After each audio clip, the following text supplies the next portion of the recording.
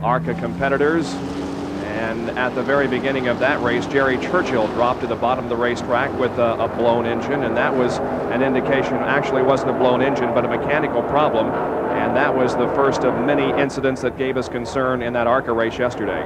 The ARCA drivers have shown marked improvement on the super speedways in recent years, but this race would not be without one major incident, which really wasn't the fault of any driver or group of drivers. It was similar to the situation we just saw here in the front stretch. There's Dave Fletcher on the inside and Red Farmer on the outside. And then a flip in the tri-oval as Billy Simmons' car got upside down, the number 17 machine. It landed in the entrance to the pit area. But fortunately, Billy Simmons climbed out of that car. It was a little bit dusty. In fact, it looked sort of like a chimney sweep after that accident, but he was completely uninjured and walked away from the crash. Summer has come early to Alabama. There is Chargent Charlie Glotzback. Yes, the same one who once held the Alabama International Motor Speedway one-lap track record. The white car there on the low side. Chargent Charlie Glotzback has come out of Indiana, where he has been running dirt track cars the past 3 or 4 seasons. Says, gee, maybe I'd like to do this again. Has he lost anything? No.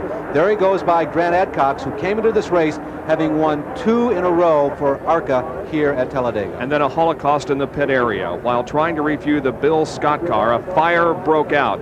And one of the crew members, whose name is Harry Rommel from Nashville, Tennessee, was burned rather extensively.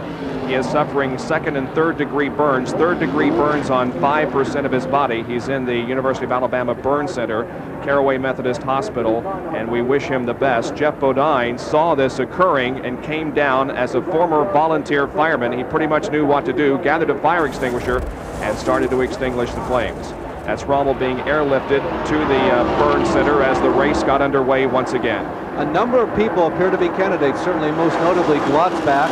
Adcox was right in there. He was certainly a candidate. At this point, Glotzback had pitted before many of the other top contenders. We didn't know exactly why.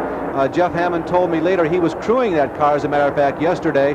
He thought maybe they missed something. He didn't understand why everybody did not pit. There's Adcox making his move. And then as they came around turn number 3, we've just had a restart. The field is tightly bunched, and then watch this.